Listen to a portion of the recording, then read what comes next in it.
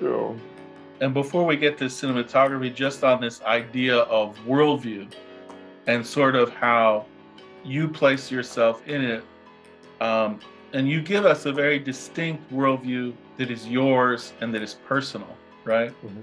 And so I'm curious for you, how much you think that's important for filmmakers. And is that why we're actually watching a lot of cinema? It's not that we agree with the worldview, but the worldview is so clear and distinct, and we want to inhabit it because it feels like it is something that's real and exists in life. And so, therefore, we're more willing to. Whereas, like, if it's a filmmaker without necessarily a worldview to offer, is that something maybe when you have this idea like at Loyola that they start with a theme, is that where it's coming from? Like, what is the worldview? Is that why the theme is presented first?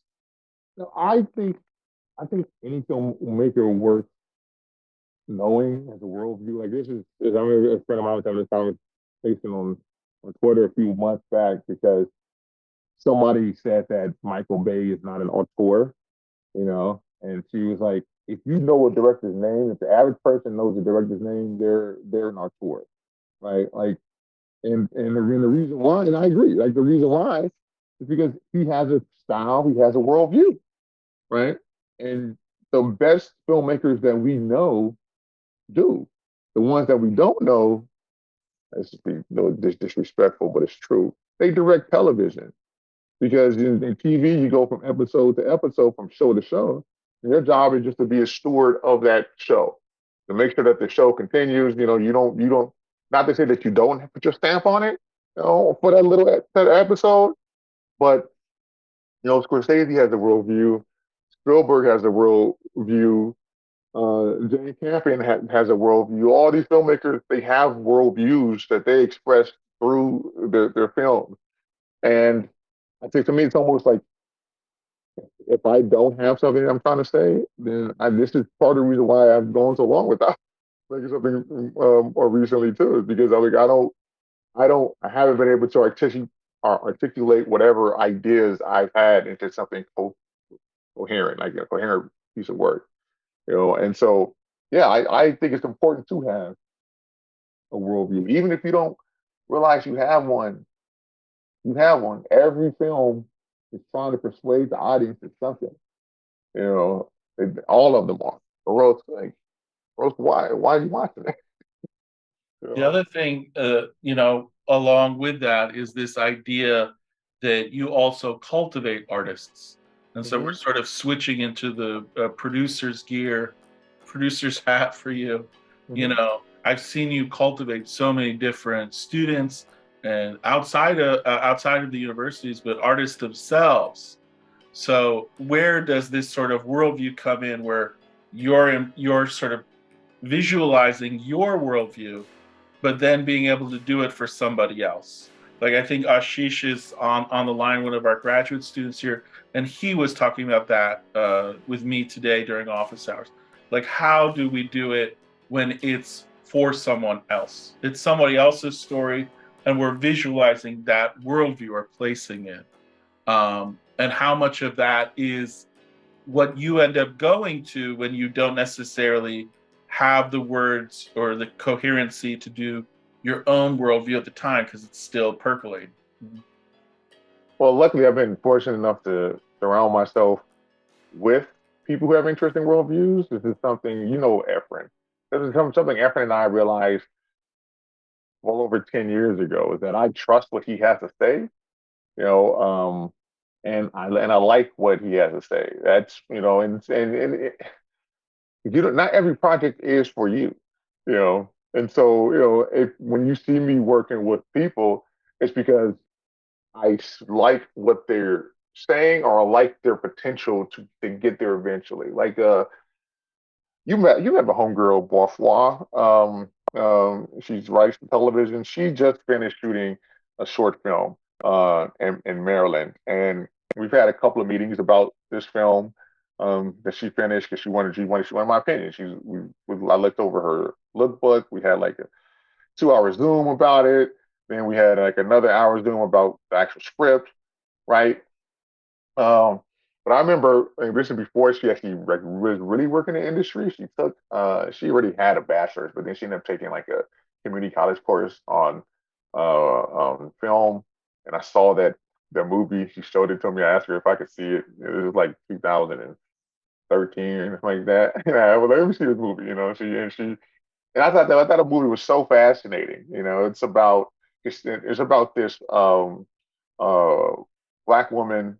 These two like she's just in her early 30s, but when she made this, she was like in her mid early 20s, right? And these two black women roommates, one of them ends up befriending like an older white neighbor, and they play a game of Bezique, which I'd even heard of this card game before, right? And that's when it's about that generational and different. I thought it was very fascinating. So I told her, I said, hey, why don't we make this again, but for real?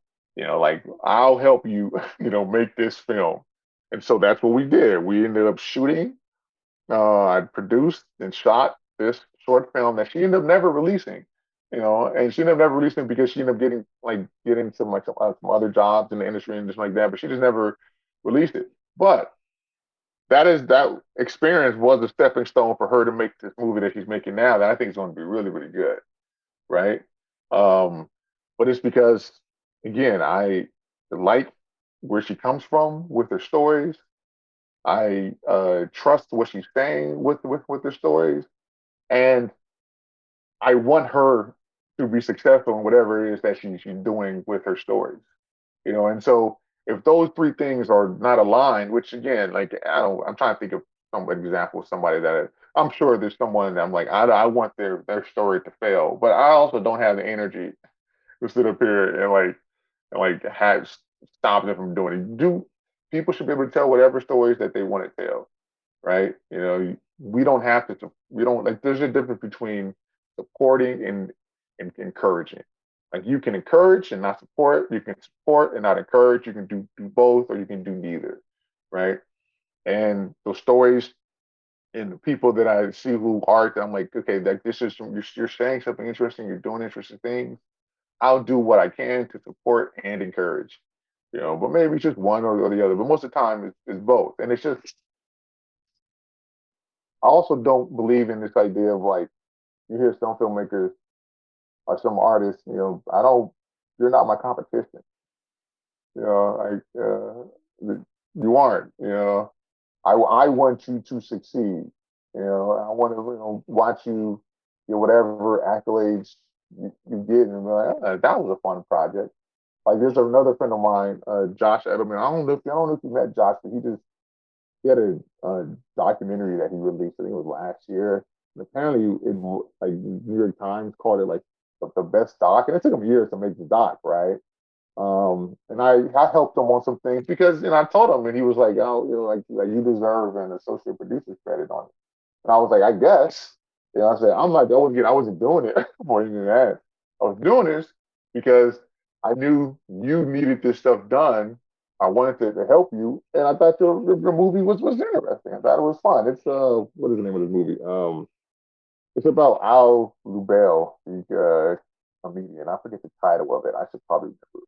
But it's a streaming devices and stuff right now if you're interested to see it. But I told him it's not. I'm just curious to see you do what it is you do, and I want to support.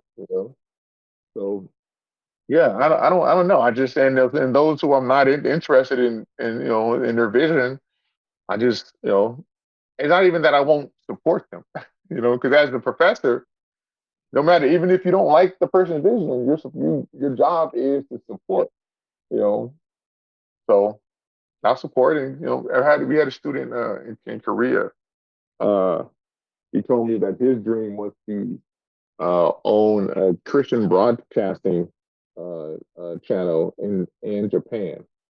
And I was like, okay, because Japan is the most atheist country in the world, But if that's what you want to do, my job is to train you up, give you all the experience and expertise you need to go, do your business, you know.